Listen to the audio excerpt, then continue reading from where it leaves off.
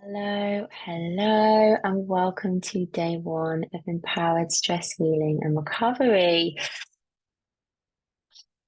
So, before we get started, I would really love to just begin with a quick arriving practice. So, taking your hand to the center of your chest, and for a moment, actually, let's just slow that process down. So, just really slowly bring your hand to arrive at your chest, so that you can, instead of plonking it there, begin to feel the shape of the hand, the sensation of it,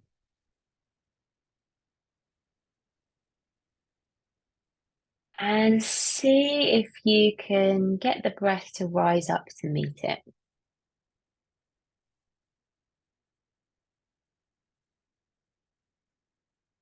Now, we're not going to do anything frilly with this breath. I'm just following its rise and its fall.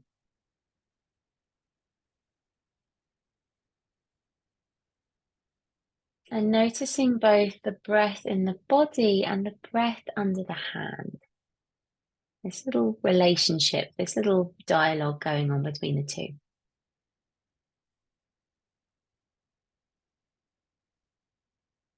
And if you want to keep your eyes open, or maybe you want to cast your eyes down just for a few rounds of breath, just noticing how this gesture of attention, of I'm listening, how that lands for you. Maybe sensing what your intentions are for signing up to this course. If there's any hopes or expectations here, as you stay with this slow and steady breath. And this little moment just to turn towards yourself.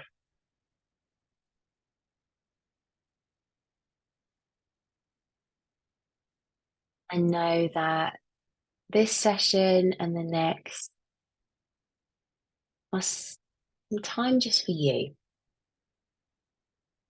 Maybe to learn, maybe to practice, maybe to gather something. Maybe to plant the seeds for some change to happen.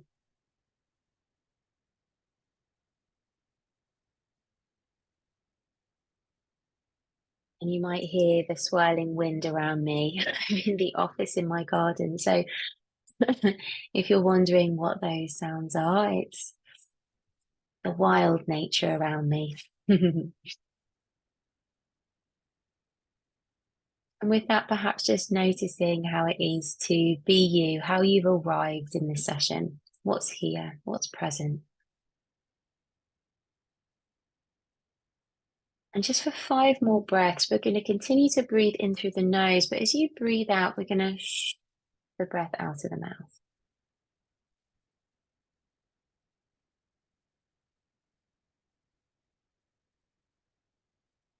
Just creating this slightly longer exhale.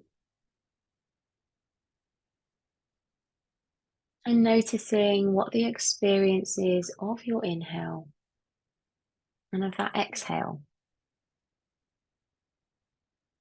They will almost definitely be two very different experiences in your body. One naturally has a lift, one naturally has a softening.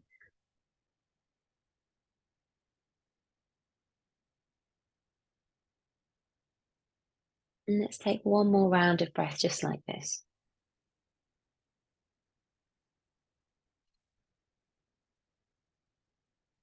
And as you get to the end of that exhale, get right to the end, just letting the hand rest back on the lap, maybe have a wiggle, have a little stretch.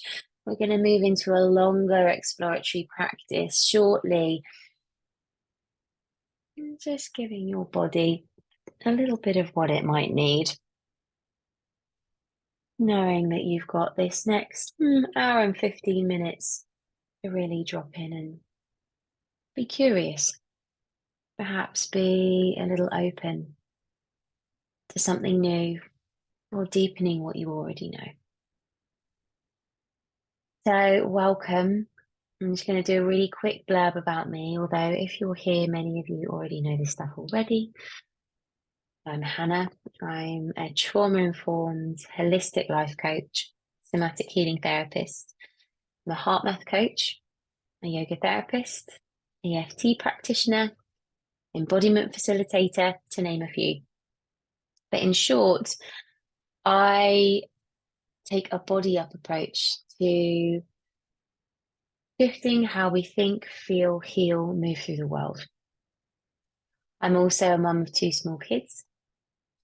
I am a late identified neurodivergent woman, and I, over the last 20 years, have struggled with chronic stress, anxiety, and recurring burnout. And that healing path I've personally walked led me to do what I do now. And it also means that everything I share, I haven't used myself. I have used myself, excuse me.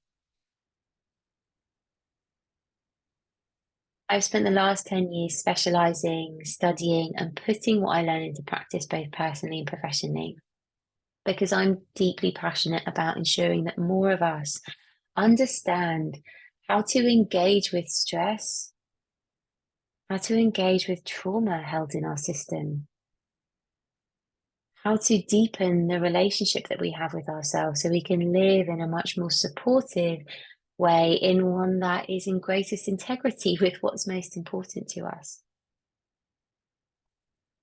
Now, I'll never be the coach who will tell you to burst through your comfort zones, nor will I tell you that there's one tool that's the silver bullet.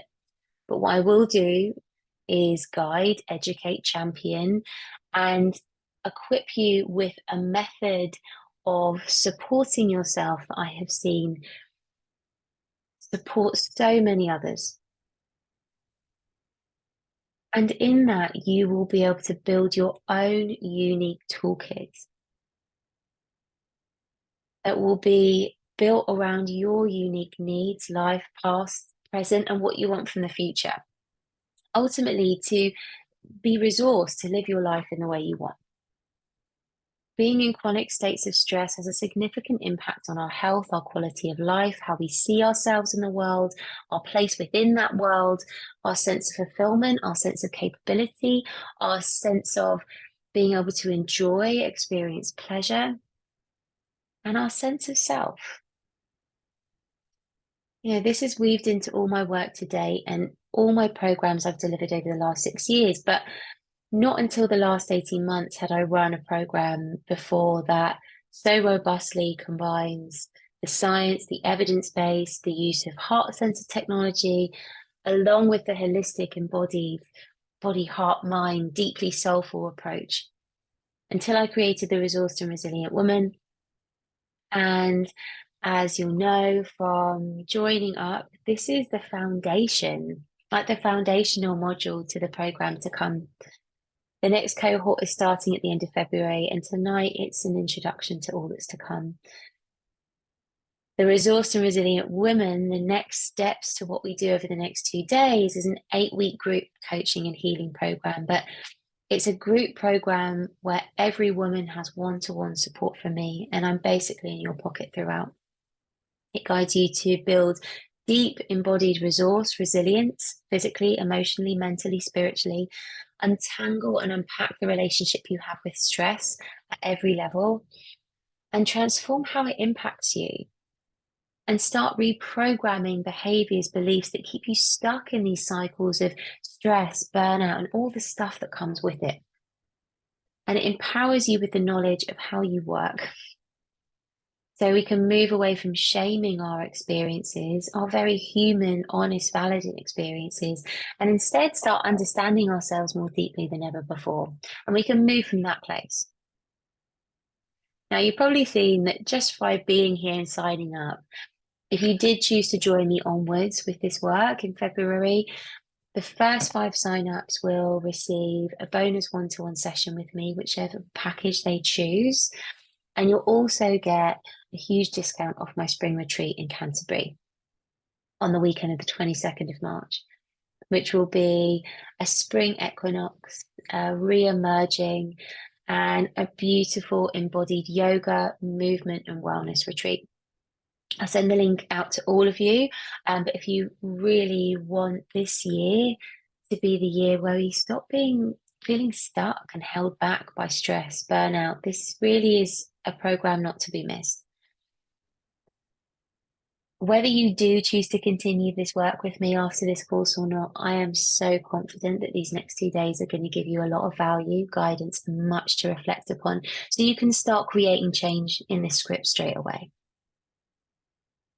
So before we properly dive in, I want to start with the centering practice. And it weaves in parts of what I wanted to share with you this evening when I was going to chat it to you, but actually I'd quite like to see how this lands through this practice, through the body.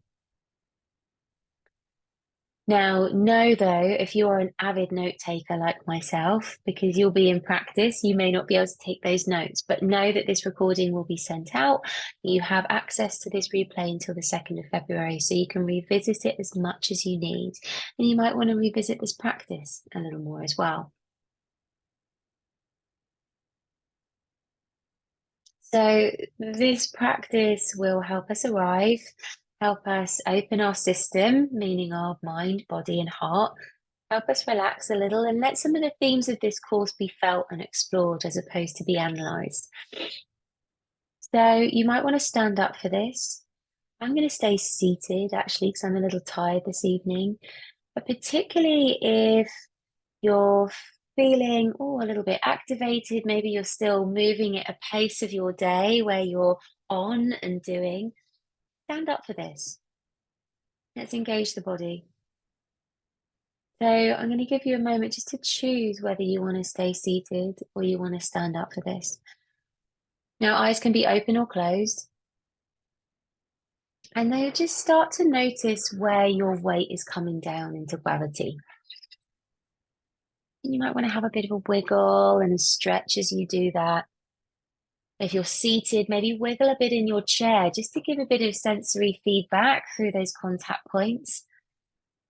If you're standing, maybe you sway a little bit, just shifting the weight. And begin to shift your breath now to breathing in through the nose and down and out through the mouth, just like we did before. You might want to have a stretch, maybe a yawn, whatever begins to bring your sensory awareness back to your body and its relationship to the gravity and the space around you.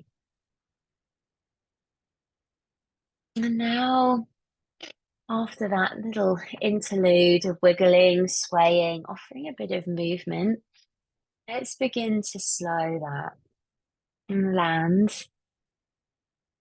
But this isn't a statue practice, so you might also notice that a bit of swaying is still needed or welcome.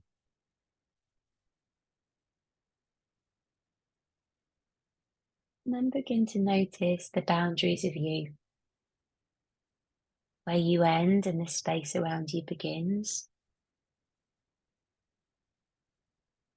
Noticing the shape of you, the weight of you against that drawing of gravity.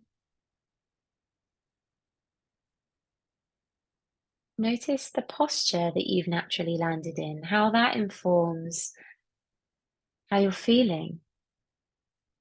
And we're not going to fix that posture if we've noticed it, just noticing it. Our posture can have a profound impact on how we're feeling. We're just noticing how you've landed and if that brings any feedback through. And then making a decision about whether you want to stay in that shape or maybe there's some little subtle shifts, amends to that to enable you to feel more awake, focused, gentle. And then continuing with that blowing out of the breath and settling into that shape of you and how you've landed. that shape of you in the space that you're in, the weight of you in the relationship to gravity. In this work that I do, relationship is such a vital thread. Exploring our relationship to life, ourselves, our bodies, our meaning that we place on experiences, our relationship to this earth, these other people we share this planet and our lives with. The reason being is that running in survival mode, connection on all these fronts change. Maybe they close down, become more rigid. And this happens necessarily so because moments of surviving doesn't put relationship, whether that be to ourselves, body, or your best mate, on top of the list.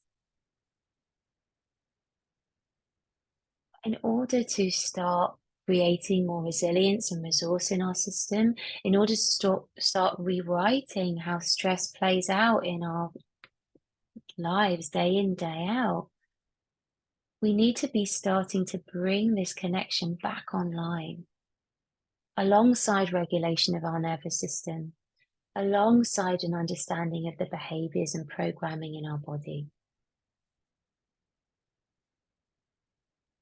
Without nurturing connection within this healing path, we will stay with that feeling that we're having to hold it all alone. So take a moment to notice for a moment the connection to your body. If there's any resistance to that, and resistance isn't wrong, that resistance can be really helpful to know and notice. Your relationship to having this session assigned to your care. How familiar does that feel? What's your relationship to taking care of yourself for the next hour and a bit?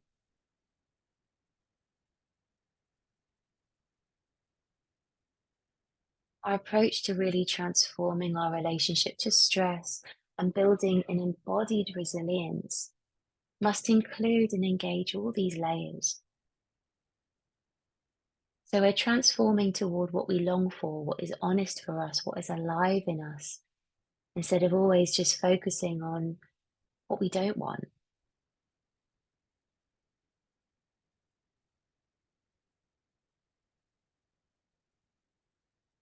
So with that next long exhale, let your attention drop into your sensations. Sensations of the body, the aliveness here. You might notice temperatures in different parts of the body. Where are you warmer? Where are you cooler?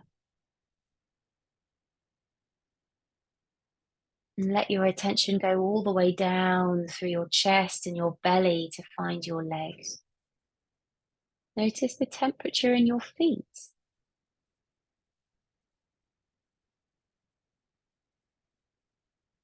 This body offers a field of sensations, and sensations are always happening in present time. It's actually one of the quickest ways to help ourselves get more present. So, staying with that longer, deeper breath, that blowing out exhale, and drop the inhale down a little more into your belly. Let your breath take a little bit more space in the front and the back of your chest. And maybe you want to shift your posture a little to make some more space for that. And then with that deeper breath, coming back to noticing the sensation, the movement within your body, whether that's tingling, pulsing, that's all movement. All of these sensations, whether they are subtle, pleasing, challenging, confronting, this language of sensation informs us. And the more we become attuned to this subtler sensations of being here, of being in this body, the more we can support ourselves on our path of taking care of ourselves, supporting ourselves before we get into full overwhelm, learning our cues without shame, blame, or guilt, learning what our body needs and is asking of us. Now, with this next following exhale, just notice where you feel a little more relaxed and where you feel more tense.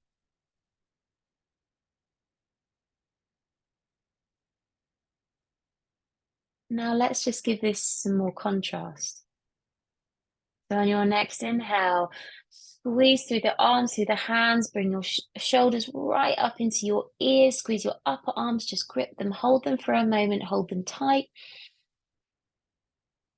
And as you exhale, slowly, gradually soften them. Sense and feel your palms, your arms.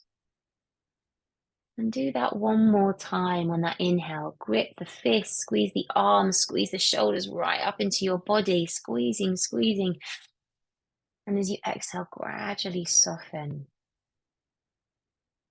Maybe find a little more space. Bring your attention all the way to your hands. Now we're going to do that one more time with the hips. So whether you're seated or standing, just squeezing your glutes, squeeze your bum, squeeze in like all the way up and hold. Your legs should be engaged, your thighs. Maybe you want to even get your toes and your feet involved. Your breath might get a little bit more shallow here. Hold, hold, hold. And then on that exhale, soften down, soften wider, soften out, soften and spread. Now go ahead and place a hand just below your belly button. This is our center of gravity. So just dropping your attention here for a moment. And you can continue to leave your hand there if that's helpful. Or you can drop your hand and keep your attention there. And we're going to center first in length. And then we're going to center and expand in a few different directions. So first settling down through your lower body. Let yourself come into relationship back with gravity. Let your weight rest down and then begin to go ahead and lengthen up, maybe using the inhale to create some more space and lengthen here. Making more space between the vertebrae. Feeling that sense of settling down, relationship to gravity, and lengthening up. If you want to accentuate this further, you can extend one arm down and one arm up, like extending towards earth and towards sky at the same time. Breathe between those sets of fingers up and down.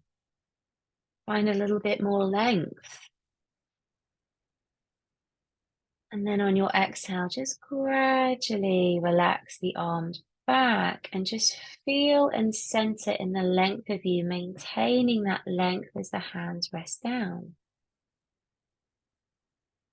In this length of us, tune into the sensation of dignity in this height of you.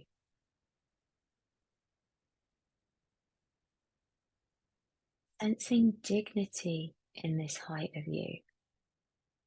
In healing, the three vital elements that are required are dignity, safety, and belonging.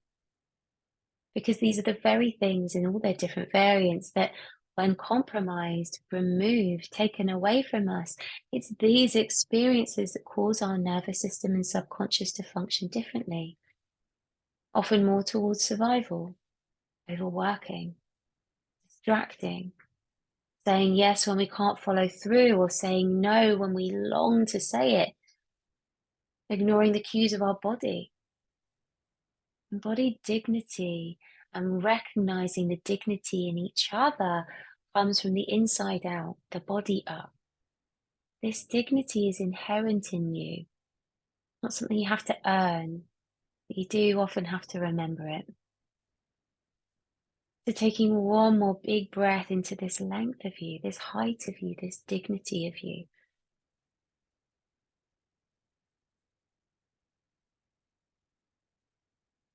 And then begin on your next exhale to take a wider breath. Widen your ribs, widen your hips from that center. left and right, coming to the edges of your body, balancing left and right, shoulders widen out, perhaps even widening out your arms to the sides for a moment to feel your wingspan. Take a big breath into that width. And then perhaps staying here or relaxing your arms down, but staying wide. Bring to the forefront those closest to you, those who you rely on for support, love, respect, guidance, allyship. And just sense you placing them beside you, on the left and the right of you. In this width of us is our interdependence. Breathe wide and exhale, land into this requirement of our interconnectedness. We are social animals. We need each other.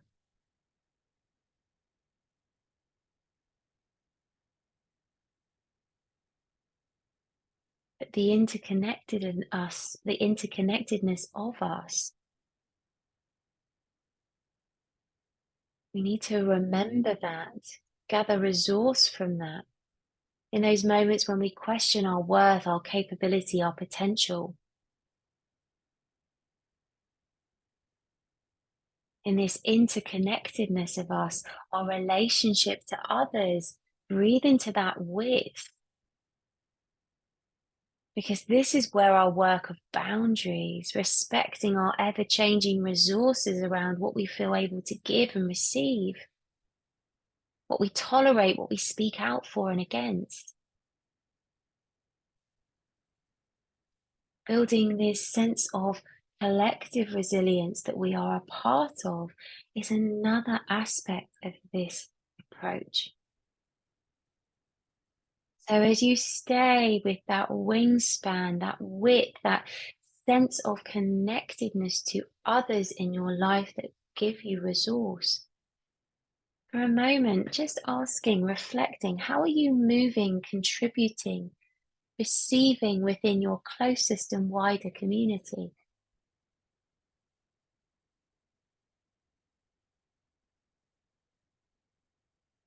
Understanding and exploring this will play an important role in how we heal and recover from chronic stress and burnout. Now begin to shift your attention into the back body. Find the back body. Notice what's happening in your shoulder blades, what's happening behind your heart. Center your breath to the heart for a moment. Almost like you're tracking a landscape with your mind's eye. Sense the shape and the movement of the back body. What's happening at your hamstrings, the back of your thighs? Open up that space behind you. The back body is our history, ancestors, all the life that you've lived so far. Every step you've taken up until this very point.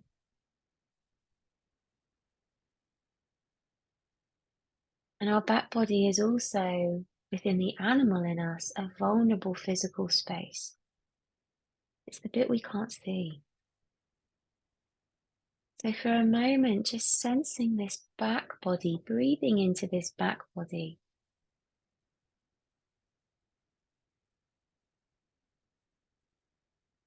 No, this back body, this whole body and nervous system holds the experiences of our ancestors. We inherit their nervous system.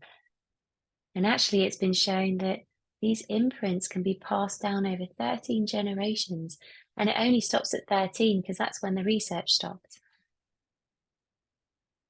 We hold the stories and the imprints of our past and the past of those that walked before us. So how does that land for a moment to be both being supported by that wisdom behind us, but perhaps also the possibility of being a breaker of those chains, those programs, those conditionings that have been handed down to us? We are both being supported by that past, and also we can support that. We can be the one that breaks the patterns. Now begin to draw your attention now inside the bones, the tissues, the pulsing of your organs, living inside the boundaries of your skin. Take a breath in this inner space and then come all the way to the front side of the body. Notice and sense the sensation in the front side of the body and the space in front of you. The front space of you being the future, the unknown. Maybe you want to add those arms. You extend one arm back and one arm forward.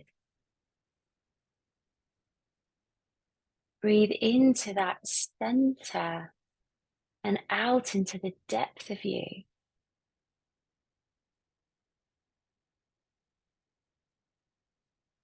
Sensing the depth of you.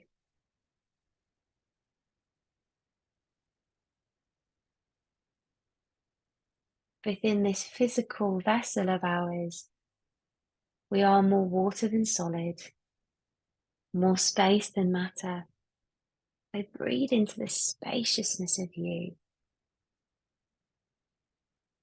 Breathe into the spaciousness of this body that can close when frightened or needs to protect, this body that opens when safe enough to welcome in, stands tall to hold its ground.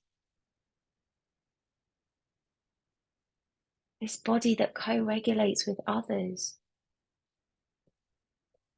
This body that holds and metabolizes the experiences and emotions of life.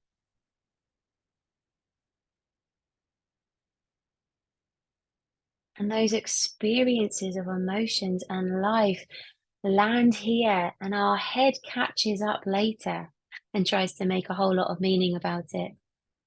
But this vessel that you're inhabiting right now, this is the root of the river. And this is the very vessel we experience this life in and through, and the very point that we do this work from. So feeling depth extending in both spaces, the front, the back, and the inside. Breathe big into the depth. And again, as you exhale, relax and balance front and back now.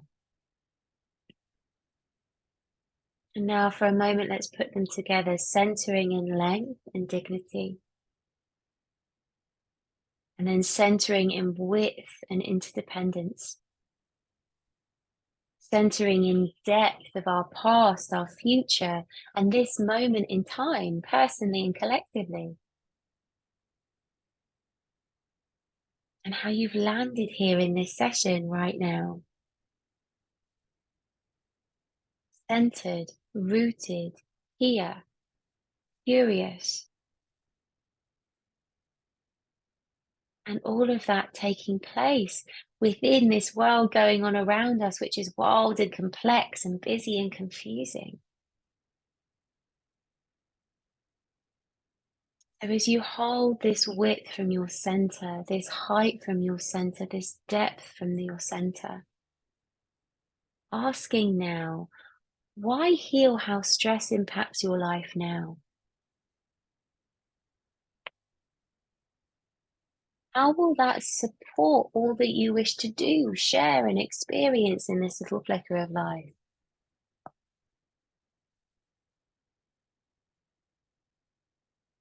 Why now?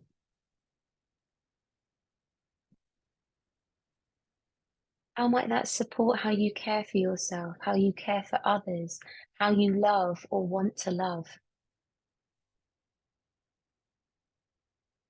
Just allowing these answers to come through, maybe in words, image, sensation, welcoming whatever comes through to be what was ready to arise.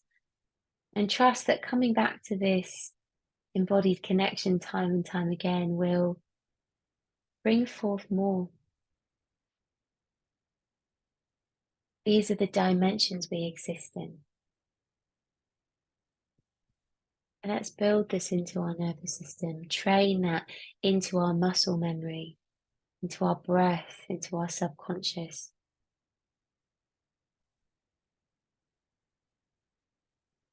And on your next inhale, send your breath right to the top.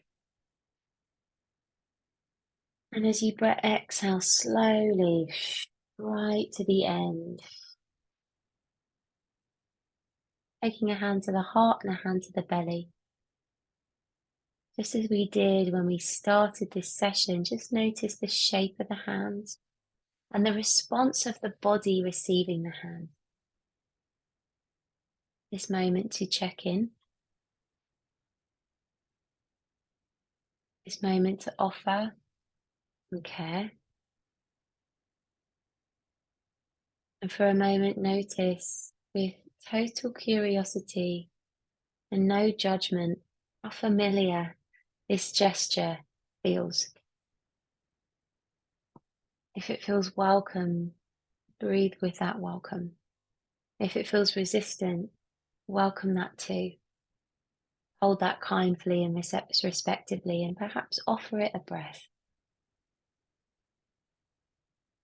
In the unfamiliarity of this care, and we settle in the unfamiliarity of that care for another moment. Knowing that over time we can make it all familiar.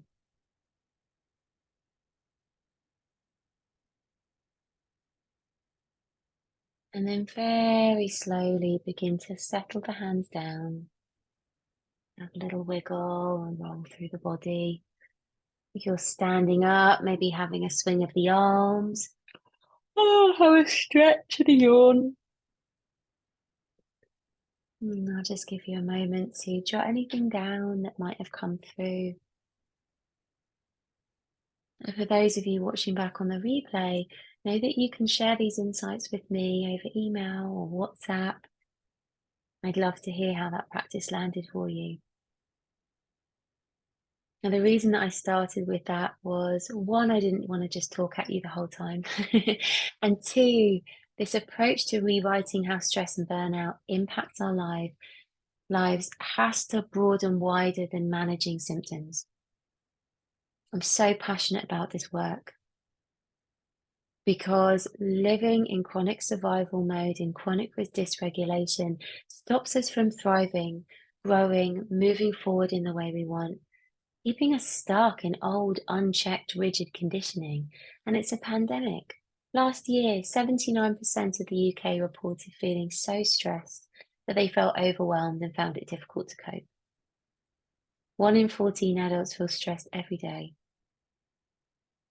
Inpatient hospital admissions last year caused by stress-related illnesses in the UK cost £8.13 billion. And 37% of adults who reported feeling stressed felt lonely as a result of it. We forget that also 2020 and that really weird experience that we don't talk about much anymore, the big C word, that wasn't long ago. And however those 2 years looked for you, the collective and individual trauma we experienced has reprogrammed how all of our nervous systems are functioning and perceiving ourselves in the world, and interacting with each other as well. We're living in a time where we are more distracted, under pressure, and overstimulated, and often feeling more lonely than ever. Now, I say this stuff not to be a neggy Nancy, but to remind you that you're not alone in this. Our sense of connection falls away when we're in survival mode. And that can leave us thinking that everyone is navigating tough times better, easier, more gracefully. It puts us in a prime place for comparison spirals. So this is as much about turning our attention inwards to support and care for ourselves as it is about looking up and out to the people around us. That interdependence of us. How our honest experience held without shame. How our regulated nervous system can co-regulate with another. You're not doing this alone, nor will the impact of you doing this will just land with you. It will have a profound effect on so many around you if we do this right. Now, there's so many added nuances to being a woman in this conversation as well, because we live in a society where whatever we want and desire, whether that be in our careers, our life choices, our sex lives, there is insidious and contradictory narratives and structures in place that mean many of us are told that we have to work harder, tolerate more, be perfect, have to prove ourselves constantly, be unrealistically productive.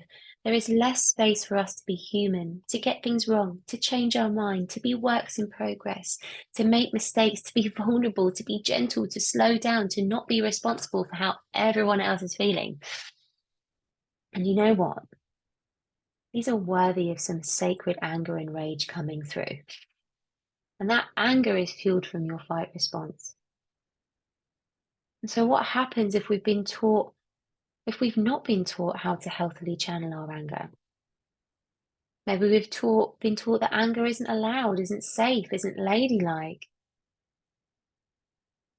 If we've been conditioned to feel like we're not allowed to be and experience these very human things, we are naturally going to find ourselves often either in survival mode, trying to flee our situation, trying to fight it, trying to appease and keep everyone happy for the fear we'll be somehow rejected, or checking out, keeping life, others, and ourselves at a distance. You know, we're living in a society that is still so entrenched in patriarchal capitalist ideals, double standards, glass ceilings, unequal pay, rising cost of living. So, me telling you to just slow down as the cure to this would be one, really annoying, and two, really unrealistic. So, I'm not gonna. This is much about understanding our survival mode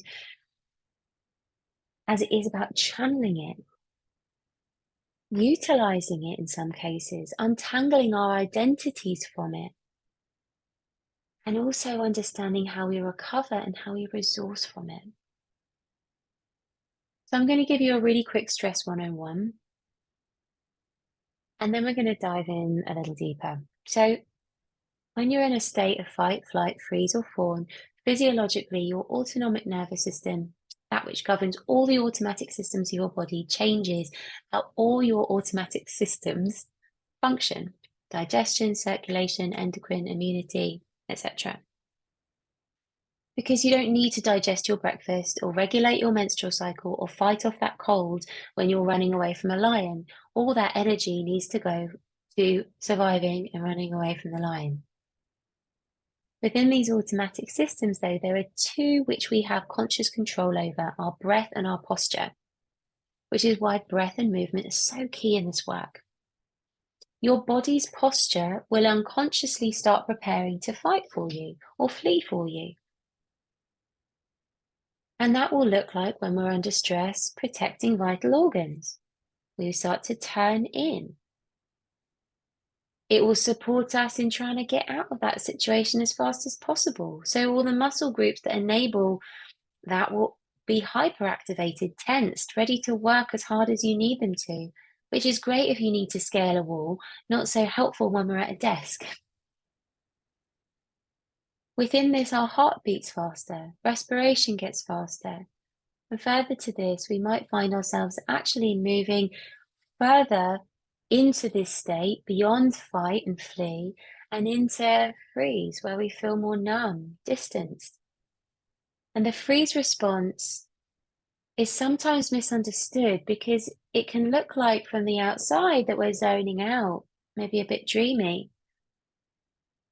But the freeze response is a highly activated state. I like to explain it as the accelerator and the brake are being pushed at full capacity at the same time. And it brings on the lens of, I can't, I'm done, I'm defeated. It's really important to start understanding these states and the different lenses that they bring to how we're perceiving ourselves and the information in our environment around us. When we've been running at 100 miles an hour in the day or feeling like we're going to implode at our desk, how many of us sit down and expect ourselves to calm down by sitting to meditate, be still, relax? If we are in this hypercharged state, we need to be guided down gradually. Otherwise, that really relaxing meditation is going to feel really annoying or too much or just not available to us. Laying on the floor breathing when you're highly activated, your body's going to be like, they're not running away. We need to give us some more cortisol and adrenaline quick, and it can fuel the fire. So even just knowing that moving, this tensing and releasing of muscles, breathing deeper, reopening our diaphragm, our posture, all of this meets the state you're in. It helps to metabolize stress hormones and allows for the process to run its course efficiently. And our relationship and expectation of ourselves can be way more respectful, kind, effective, and realistic. Now, when we're going through the stress response and your brain gets wind of this, it inhibits the most modern part of your brain, the prefrontal cortex. And this enables clear thinking, social connection, emotional intelligence, creativity, understanding of consequence, to name a few. And your stress and emotional center, known as the limbic system, this dominates. And it can often mean that we then are trying to control or manipulate the situations that are challenging us. The emotions connected to fighting, fleeing, freezing, and fawning come to the forefront, but with no regulation, support, or clarity that our modern brain can provide. So anger, anxiety, worry, assumption, feeling hopeless, these have a friggin' field day. Our subconscious that extends both in our brain and into our body, because our nervous system holds much of these programs as well. In this moment when we're under stress and running on survival, it's raiding the filing cabinet of past experience and primal conditioning to try and pull out a quick automatic reaction. And one of those automatic reactions might also trigger a belief conditioned from childhood or from past experience at some point in our life that tells us that we weren't good enough, clever enough, capable, or worthy enough, so that you retreat, fight, or disassociate from the threat even faster.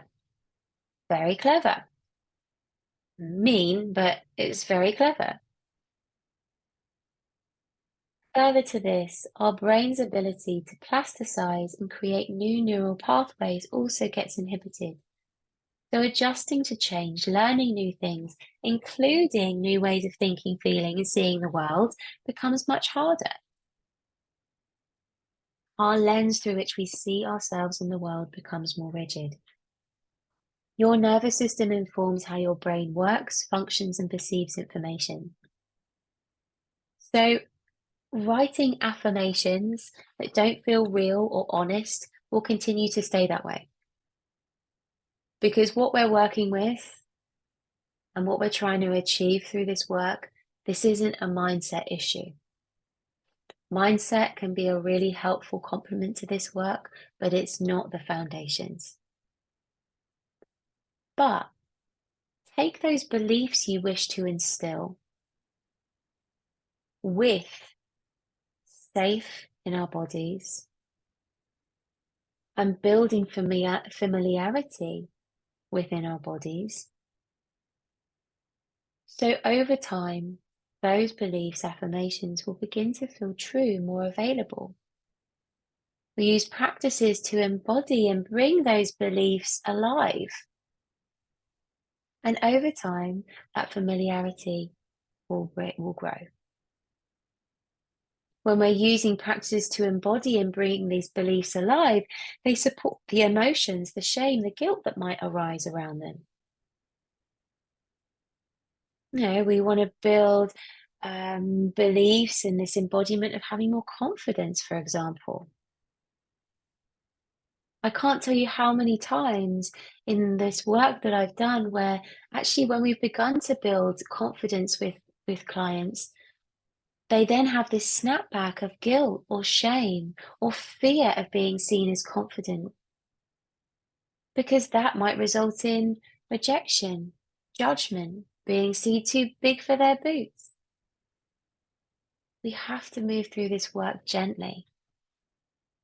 And if we're working with beliefs, we need to bring the body, the heart, and then the mind online and build that familiarity and safety within them and feel them as a felt sense slowly. It's then that those affirmations hold some serious weight.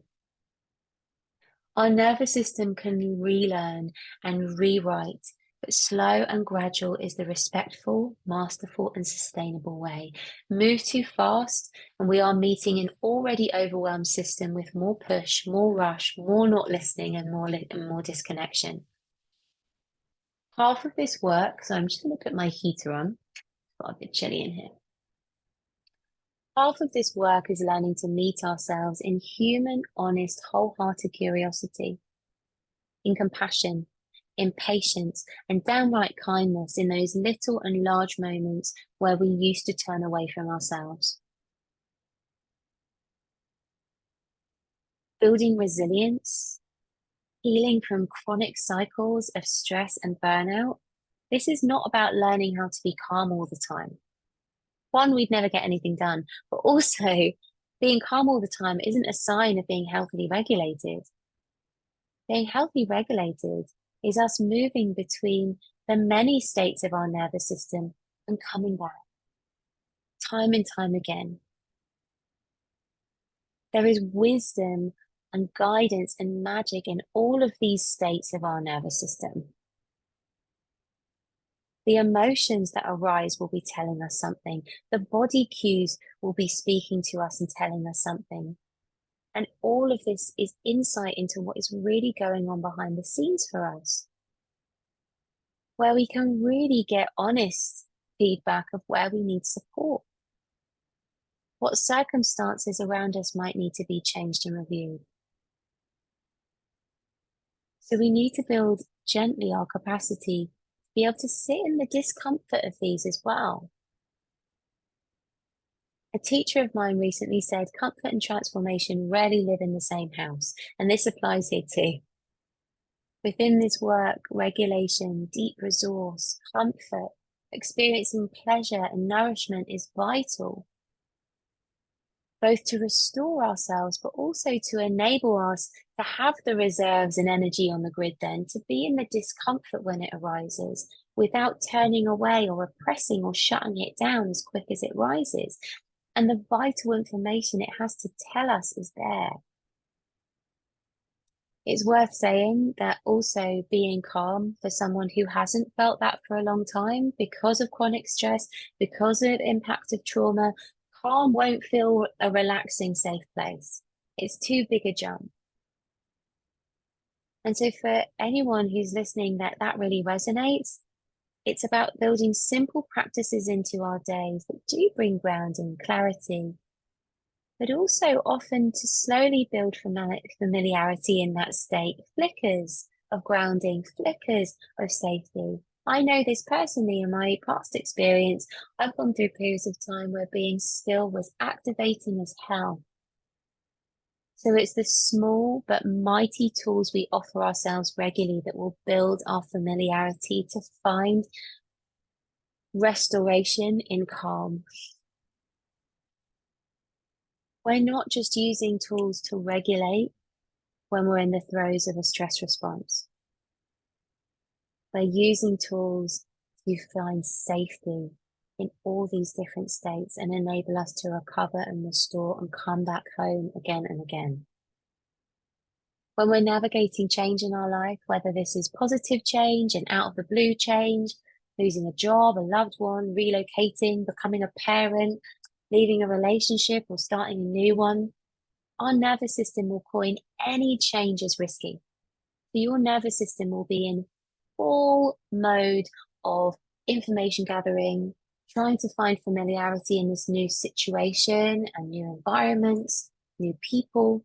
It will be working hard for you, orienting you, holding it all as risky until it has its new auto programs in place.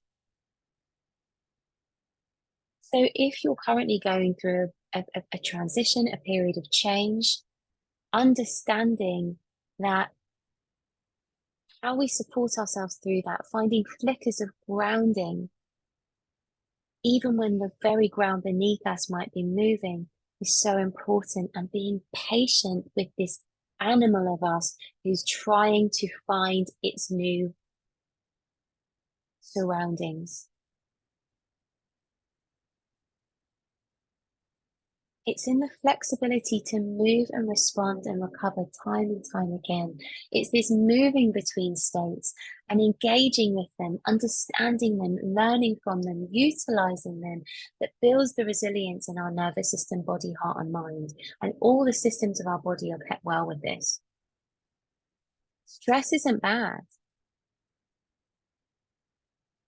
The more we're able to move through states of stress as opposed to repress or shut them down, our resilience and flexibility to move with life grows, where we're able to welcome in both the expansive and the challenging. I know from working with people with this for a long time, as we begin to shut down,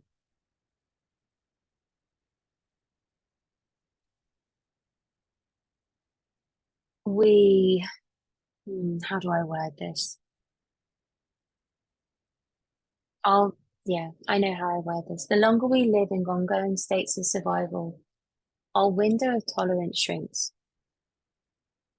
What we can tolerate and move within and recover easily from shrinks. So let's say our window of tolerance is this, and throughout our day, we go up and down naturally. Maybe we have a crappy situation somewhere up here, but we stay within these boundaries, right? And so we recover pretty quickly.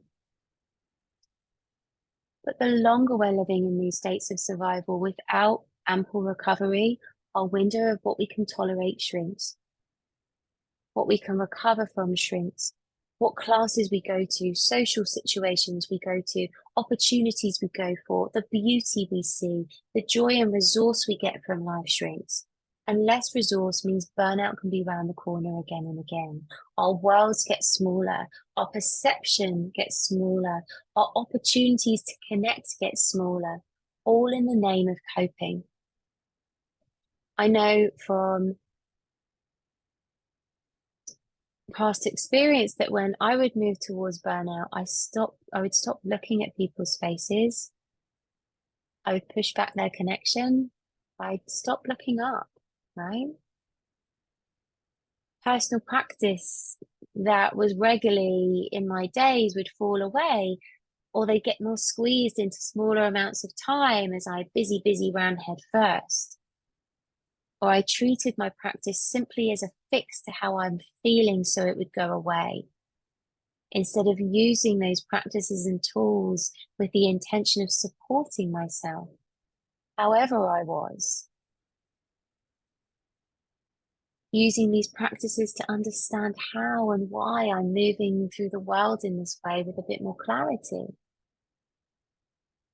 We can begin to push away the very things we need to support our emotional, mental, spiritual well-being and their resilience. Because it's those that mean that we can rise to challenges, stay in integrity to what is important to us, and make the right decisions for us when life gets tough.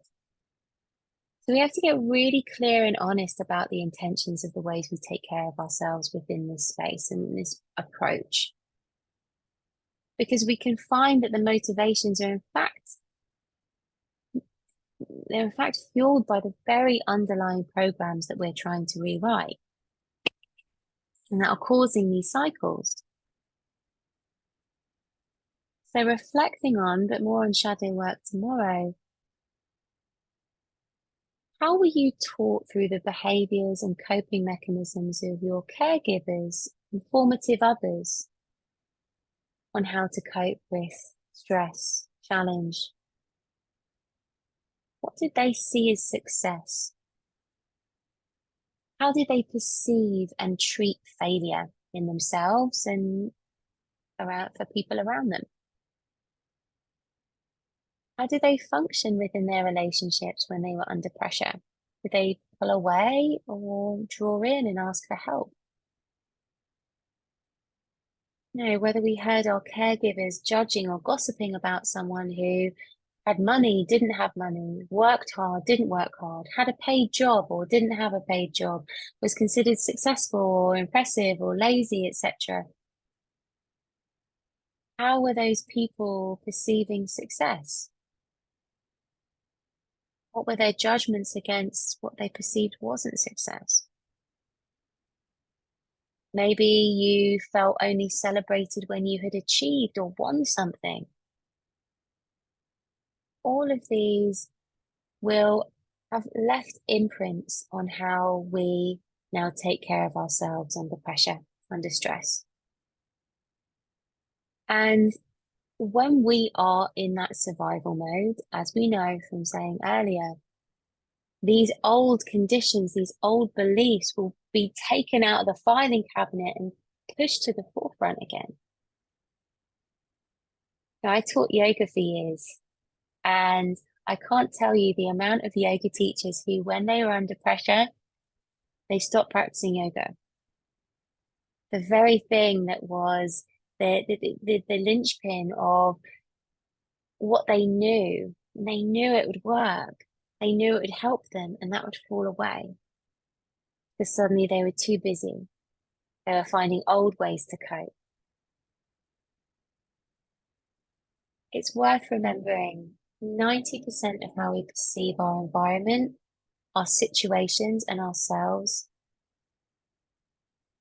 is informed not by what's in front of us, but by past experience and programming held already in the nervous system and subconscious. 90%. We are constantly unconsciously predicting what's there so we don't have to process it again. And that is amplified when we're under stress because we're going back into that filing cabinet of experience to save energy, to save time.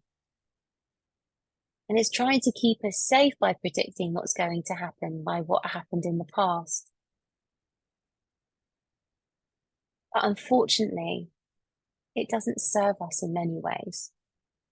And so much of this work, this approach, this shifting our relationship to how we relate to stress and relate to ourselves within it has to be about waking up, taking more of life in, reclaiming connection in all these different avenues and layers of our life. What does your definition of resilience tell you about how your understanding and attitude towards, let me reword that. What does your definition of being resilient tell you about how we should navigate adversity? Does your current understanding and definition of being resilient line up with how you're moving through the world and caring for yourself right now? If you're being really honest with yourself, what are the expectations you're holding yourself against? Is there room for change, adaptability, imperfection, mistakes, learning, celebration of the everydayness of being human and clunkily so in many cases? Are those expectations supporting you? And if you even broach the subject with yourself of relieving yourself of those expectations or changing them, what arises in the chatter through the body? Is there resistance to rewriting the expectations that we're holding against ourselves? Is there resistance to shifting what we believe is us being resilient and not? So let's talk a bit about resilience for a minute. There are many versions, perceptions, and meanings of resilience. And I think there is this discussion to be had around whether our perception of being resilient is in fact serving us or not. Are we wanting to be more resilient so we can keep bouncing back and keeping up with the pace of the world and bouncing back to the same place? Is what you're bouncing back from time and time again actually something you want to keep landing in? Do we expect ourselves to keep bouncing back from the same things over and over again, unaffected, and expect ourselves to just keep seeing ourselves in the world in exactly the same way every time? Because growing and healing means that we will land in a new place. We're changed on the other side of it. So perhaps the resilience we're seeking is a nurtured state that enables us to keep growing and learning and shedding the old, expanding our view, expanding our capacity, so that when we do in fact evolve through our challenges, we're clearer, happier, freer on the other side of it. And the curiosity piece for me is, whilst life is always going to throw us challenges, are we honestly leaning into whether there are certain things that need to change around us too? Maybe it's our relationship to how life is moving around us that needs to evolve here too. There are many layers of resilience. I'm going to break them down through physical, emotional, mental, and spiritual for today. And the physical resilience is a lot about what we've been talking about today, how our physiology can move between states, adapt, adjust, be flexible, recover, how it continues to learn and support our quality of life. This comes from consistent attuning and tending to our nervous system, our basic needs, our emotional needs, our mental needs, our spiritual soul needs. There's a practice within the Resource to Resilient Women program where we explore where we really attune to our nervous system states. And we move through fight, flight, freeze, rest and digest, and coherence, this sweet spot between activation and rest and digest. And through this practice, we begin to notice what our connections are to each of these states. When we tune into these different states, images arise, memories come through, music, emotions, phrases, posture changes, resistance is there. Within this practice, it's such a personal and beautiful exploration. And it's so personal and unique to the women that I've seen move through it so far. Some have created artwork from it, collages, playlists, pieces of writing, different movement sequences. And they continue to add and refer to it throughout the whole program and hopefully beyond the program. So they really get to know, where am I in that continuum of my nervous system right now? What state am I in?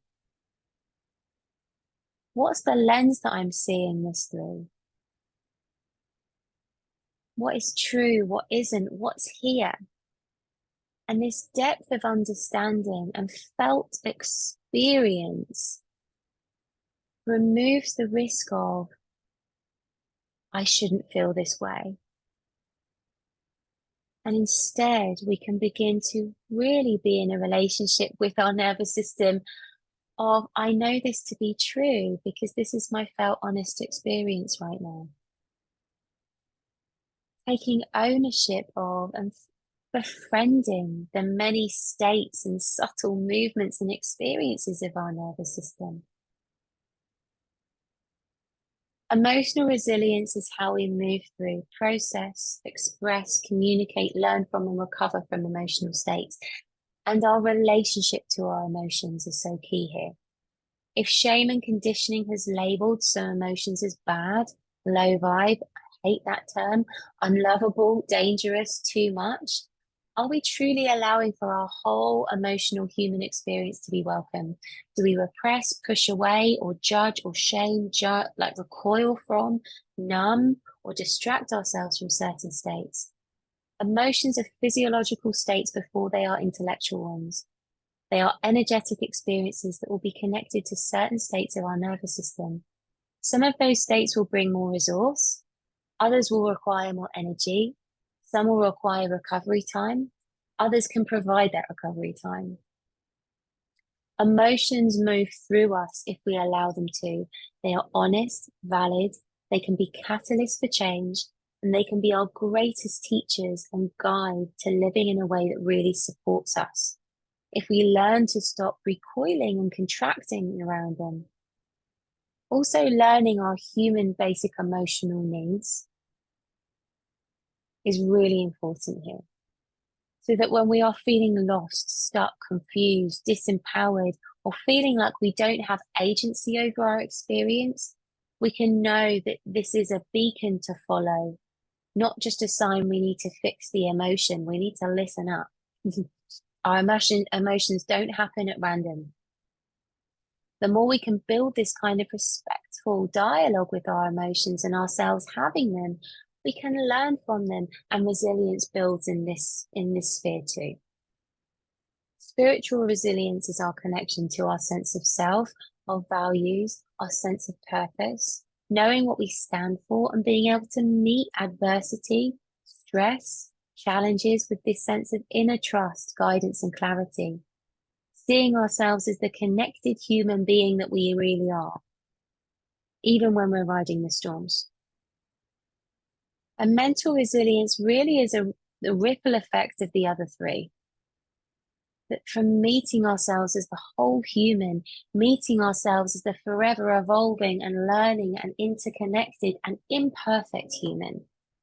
Mental resilience is where we can meet our mental landscape with curiosity and discernment. Is this true for me right now? Knowing that our mental state is a reflection of where our body, heart, and sense of self is. And all of this can be supported. Resilience on every level was built by every consistent, small but mighty conscious action we take towards ourselves each day. Offering ourselves a moment to say, is this really right for me? Do I truly mean that? What is needed here? What if I had permission to pause here? If I could be 10% kinder to myself right now, how would I respond next? For the woman that I'm growing into, what can I do to support her being expressed in this situation? And one of my favorite questions to follow pretty much any moment is, what wants to happen next? Resilience is also built by putting up our hands and saying, I'm out, I've had enough of this. I've had enough. This isn't working for me. I need help. Learning where our limits are, being honest about where our capacity is right now and owning it. Resilience is built by giving ourselves permission to be human beings with limitations that needs that change. Bodies that are influenced by the many cycles within and around us, seasons, nature, menstrual cycles, moon cycles, priorities, chapters of our lives changing. Resilience is built by learning to move with the very thing we can rely on, change.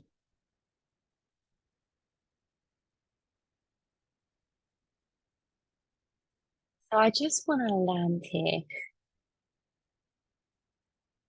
And actually, I'd invite us to land this session how we began it. So taking this hand and slowly bringing it to the chest, to the heart, to the center. And just taking a few moments to imagine your breath directly moving in and out of this space. Perhaps even sensing this breeze of the breath traveling underneath the hand into the heart and traveling out of the heart.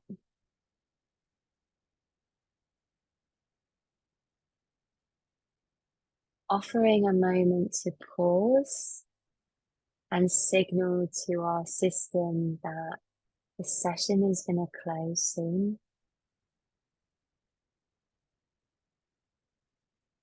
And as you maintain this slower breath, this little gesture of I'm listening, what's needed here? I really invite you to take one thing from this session. What might that be? One takeaway that you can implement, a small but mighty step that you want to take from this evening. What's that one thing you want to take and implement? And as you continue to breathe in out of this space, how are you going to remember to take that small but mighty step? How are you going to support yourself in taking that?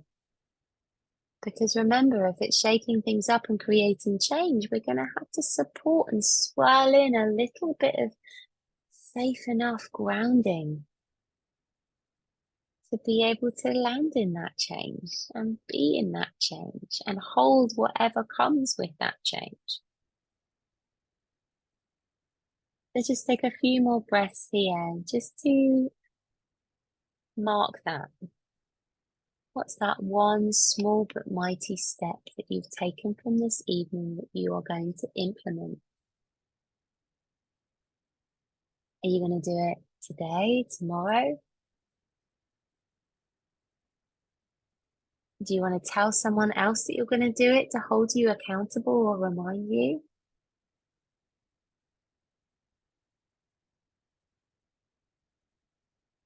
And let's keep the hand at the heart.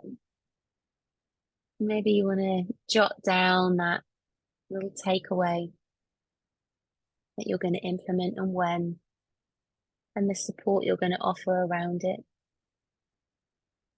So tomorrow, in this session 2, we're going to be looking more deeply into burnout, the real must for recovery, introduce the role of shadow work in this journey, and how we begin to embody the conscious self-leader, because the only one that can lead us through this is us. Now, firstly, thank you so much for choosing to join me for this session, for this course. It's such an honor to share this stuff with you. And if you want to keep diving into this work, tomorrow is going to be a corker, and the Resourced and Resilient Women program starts on the 26th of February. And this is going to be with an early bird and bonuses for you guys. And all of those that early bird, the bonus, and the retreat discount as well is going to be running until the 2nd of February. So if you're feeling called to maybe join the Resourced and Resilient Women, unsure if this is for you, speak to me, drop me a line. We can jump on a call or we can back and forth on email and I can answer your questions. No question is too big or small. I've opened up some flexible payment plans and I'm very open also to working to other flexible payment plans that work for you better. So I have some clients who like to put a deposit down and pay smaller monthly payments after. I'm super flexible in that regard because I really want as many people as possible to benefit from this work. This program is powerful, impactful. You'll have me at every step of the way. You get bespoke one-to-one guidance as well as a small community of women to share this experience with you. You gain a unique toolkit to support life. And you'll be able to interact with your experience both through the body, but through data and technology too. We'll be using heart sensor technology to really notice how your nervous system is changing and adapting as we move through the 2 months. You'll be able to translate your experience into one that can be honored and responded to. I'm so excited to hold this space. I'd be really honored if you join me. And I'm really excited to dive into this next session tomorrow. Do get in touch and share your insights, your takeaways. If I can be your accountability for that small but mighty gift you've taken from today, know that I'm very happy and willing to be that person for you. And I'm really excited to see you in day 2. Thanks so much. Take care.